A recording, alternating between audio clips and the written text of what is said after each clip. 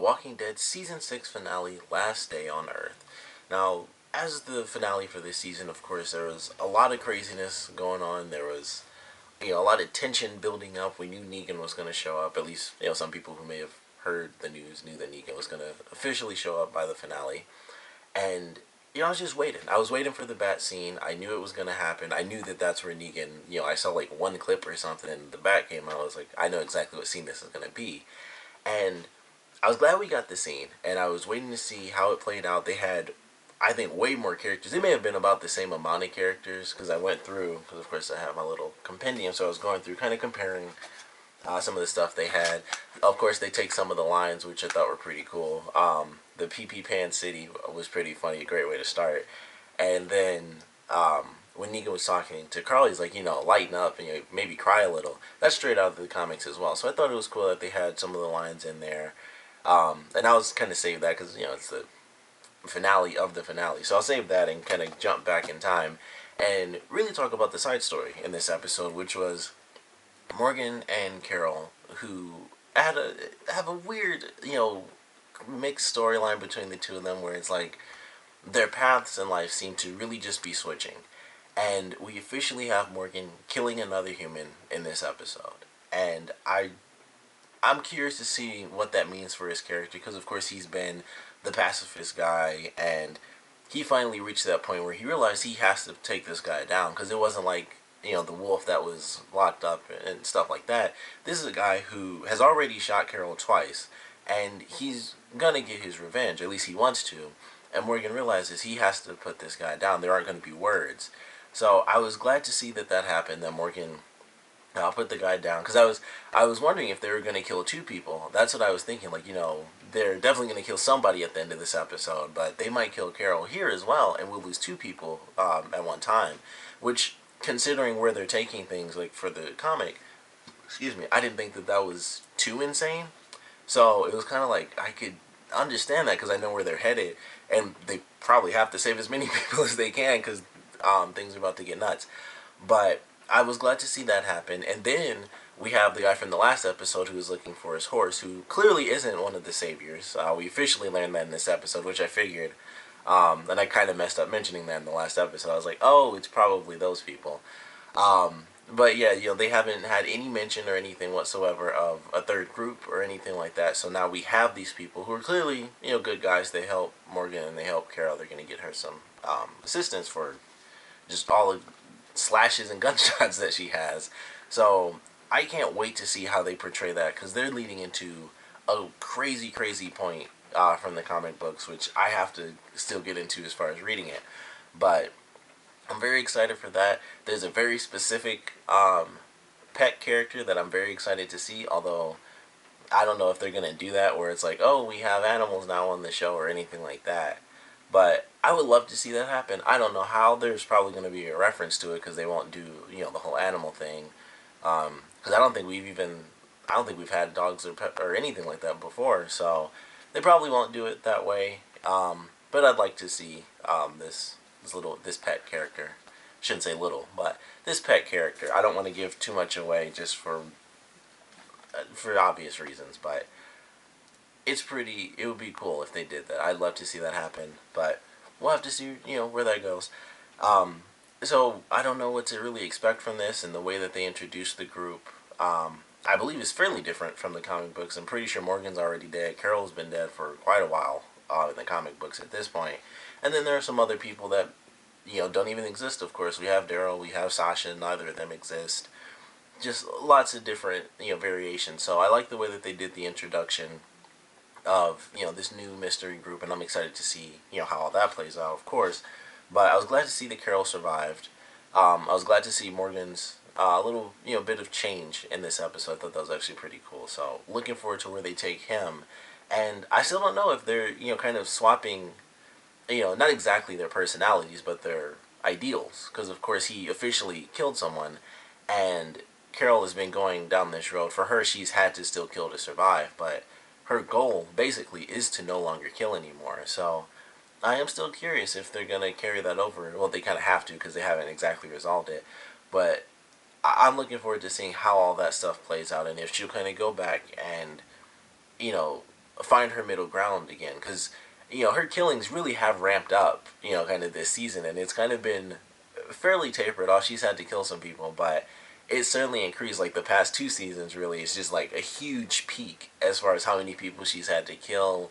The ideals and morality of innocent versus not so innocent, most of which it's an easy argument for all the like maybe the first. Well, there are 4 people specifically I can think of. Like the girls and the two. Well, she only killed one of the girls, but the 2 people that she like burned to death because of the virus stuff. So it's like it's an easy argument for innocent. Maybe not so much with the little girl, but there's just a lot of stuff going on with her character. So I'm looking forward to where they take that. And then of course we have the other half of this episode, kind of really the big stuff, like the meat of this episode, which ultimately was a buttload of driving and then the ending scene. And the first thing I will note, because this was really, it wasn't exactly funny, but it was very cool to me. So the guy who, like the first guy that starts talking when they're chasing the random guy through the forest that they end up, killing on like the overpass or whatever. That first guy that talks to him is the guy that plays Trevor from Grand Theft Auto 5. So I thought that was very cool. I was like, it's very interesting to hear his voice and see his face, because the character in the game is modeled after that actual actor. So if you like look up Trevor Phillips, I believe is his last name, from GTA 5, it's the same guy. So being a huge gamer, I played the game, of course. So as soon as I saw him, I was like, that's him. Like, because I knew that the characters were based off of the actual actors.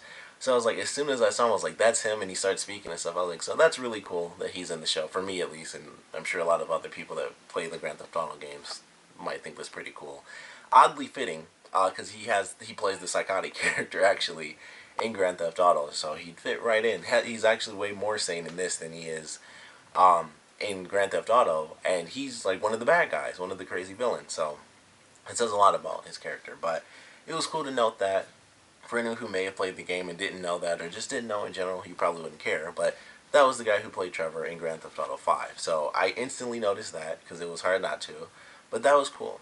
And I don't believe they ever said his name or anything like that, so I don't know. I'm assuming, because of who the actor is, that he's going to have some important role in the next season, and not just because he was in the game, but also because he was the only person talking out of like this giant group of people. He was the guy talking. He was the one that had the conversation with Rick when they first met him at the first blockade. He was the one that had the conversation during like the tree blockade, when they had all the trees like on the road. So he's definitely going to be some character. He's either going to be a character from the comics or a brand new character that they made. But I'm looking forward to seeing where they take him. He seems like he's probably second in command type character, and once again, there's a lot of kind of working things around and stuff like that. So we'll have to see kind of the hierarchy and how everything plays out. But as they're going through, basically it's like we get the continuation of whatever is going on with Maggie, which we still don't know, because they don't get to solve that issue. And we have the team, they go down a road. We're not going to do this because, of course, we have to protect our people. We have to protect Maggie. So we leave, go to another place, issue, leave, go to a third place. They're able to get past the zombies. Of course, they kind of wanted them to go that way. And I like that. I thought that was a cool one when they had the zombies and everything. And one of them had like a chain hooked. It seemed like it was like hooked to a rib or something, and then it was coming out of the stomach. I was like, that's really gross, but that's great makeup. Best makeup whole episode was the zombie. I think it was like the zombie before the last, like right before Carol ended up getting shot by the guy, like before she trapped the one zombie in the giant dumpster. The one right before that was amazing to me. And she's like pulling the hair, and just it rips off. It doesn't even rip, actually. That was the best part about it, because I was like, oh, it's gonna like slowly tear and rip off, and it didn't. I don't know if it was meant to or if it was meant to stretch, but it looked way worse that it stretched and didn't actually rip off. I was like, that looks insanely gross, but it looked really, really great. So love that makeup, because I was like, that's amazing. Like, it's like just it's stretching and stretching. I thought for sure like, oh, she's gonna pull it and it's gonna rip off, and it just kept going. Like it never tore. So I was like, that's actually amazing makeup. I love that. But like that, those just had some moments that actually had some really cool effects for the zombies and stuff like that. So really love that. And then of course we have throughout the episode, we have all these weird little glimpses, which I think were fairly obvious. It was Michonne, Daryl, Glenn, and Rosita. So I think that was obvious to tell, like, oh, that's them. Even though it may have confused people early on, but it was like, all right, their shot. I thought it was gonna be, I thought it was initially gonna be like Daryl on a gurney or something, and they're kind of covering his face up so he can't see exactly where he's going. And then it kept showing up, and I'm like, okay, so this is obviously them locked up. I thought they were locked up in their facility somewhere. I didn't think it was going to be them at the end of it, because I thought they were going to have their own little storyline that maybe got explained. I thought they were going to actually do sort of the end sequence with the bat. I thought they were going to do that and then have like a little bit of extra stuff, and we see inside of their facility and exactly what's happening with these four members. But then we find out they're actually just in this truck, and all the lights that we're seeing aren't from the facility. It's just from the cars during the night. And they take them out, and it's like, here's four more people that could possibly be dead. So they already had a buttload of people from the RV, and then they added the four of them in. And I'm pretty sure, aside from characters that were already killed off, they had everyone that was involved in that specific situation. So they had just a lot of crazy stuff going down. And we get to see Negan, we get Jeffrey Dean Morgan, who I really like as an actor, and he comes out, looks just like Negan from the comics, which I don't have like a color picture except for like this like little tiny sliver of his character right there. Yeah. Also, Rick is using this hand because in this he only has one hand. But yeah, he comes out. He's got the leather jacket. He's got like the little red underneath, and of course he has Lucille. He has this bat, and it was just like someone's gonna die in this situation. And leading up to it, there was a lot of mystery, like who's gonna be involved, who's gonna live, who's gonna die, and outside of wondering that through the whole episode, it was just them kind of driving. And that was kind of the one thing that I didn't enjoy. That was one of two things that really bothered me during this finale, is that it wasn't, for it to have been 90 minutes, it wasn't really that much to me. I felt like it could have easily been an hour, because most of it really was them just driving. And that kind of bugged me a little bit. They did have a good scene with Eugene, where they definitely made it seem like he died. And I thought for sure, that was the second time I was like, they're going to kill Eugene and still kill somebody else at the end. But they didn't end up doing that. They had that scene, but he just ends up getting captured. But I was like, man, they're going to kill him and, kill somebody at the end. Or they'll at least make it seem like they're about to kill him, because they definitely had that moment, like, you keep going. And, I knew they were going to have that scene, but I thought they would at least be able to get Maggie to safety, and then maybe something crazy would happen after that. I don't know. But, we have a bunch of driving and stuff, and that kind of bugged me. It was like, this isn't, like, crazy. It was a lot like the mid-season finale to me, where it was like, this is kind of leading up to the craziness, and then the mid-season premiere was where all the madness happened. But the mid-season finale itself for this season was kind of lame. It was like, we did lose a character, so that was good, but ultimately it's like, it ended on like, the craziest cliffhanger, where it's seemingly this is where all the madness happens, and that's exactly what it was. And technically, we get the crazy moment in this episode, but the other thing that really bugged me is that we don't know who died. And I know, I know that's going to be like split right down the middle, and I'll just let you guys know, for me, I would have preferred to have known who died, because I'd rather mourn that character or be surprised by who died rather than have, just a random death. Like, it still leaves it open where it's this crazy mystery, but I knew I knew it was a mystery to begin with. Like, the whole episode was like, one of these people is going to die. That was like literally to me at least, that was kind of the point of the finale. We all knew someone was dying, and then to have it end, and it's still just like somebody dies. We still don't know who it is. That kind of bugged me. It was like, well, it was cool because it was a cool moment, and I love the way it was shot. But I thought after they did like the black screen, I thought they would kind of just show, like a glimpse at least of who was left alive, and we would just kind of have to see, who was missing in the line. And that was it. It just went off. It was like somebody died. We know that it's not Carl. We know, I mean, honestly, the line that they give where it's like, take Carl's eye out, take the boy's eye out and give it to his father. That's actually from the comics as well, except, I can't remember the girls' names, but there's a girl that's alive that's dead. I believe it's Carol's daughter. She actually survives during this moment, and so they're in the comics. They feed. He says like, feed his eye to the girl, but the two people that they mention are still alive. It's obvious, so it's like, well, of course they reference Rick and Carl. It's like obviously they weren't gonna die anyway, which would have been an insane twist. Um, but I think we all knew that that wasn't going to be the case. A lot of people thought that Daryl might be killed this season, and who knows? Maybe he was. We technically don't know. I know he has. We have Ride with Norman Reedus. I'm sure you guys saw that commercial. So I don't know if that means anything, but it was just like I would have preferred to have just seen who died. To me personally, like I said, I know that that sort of ending is going to split people kind of straight down the middle. Whereas like some people prefer that mystery to wonder who lived and who died. And maybe it's because from the comics, I knew exactly what was going to happen because we hadn't had that scene. And that was the big deal. It's like Negan comes in and, we have all these characters and we don't know who died. And it's still a big mystery. It does make me wonder who lived and who died, of course. But I'd rather just have the shock value of whoever lived and who died. And of course, it's it's almost hard to count it against the episode because obviously the first, the premiere of the next season is going to be like, this is exactly who died. But in between, whoops, didn't mean to do that, obviously.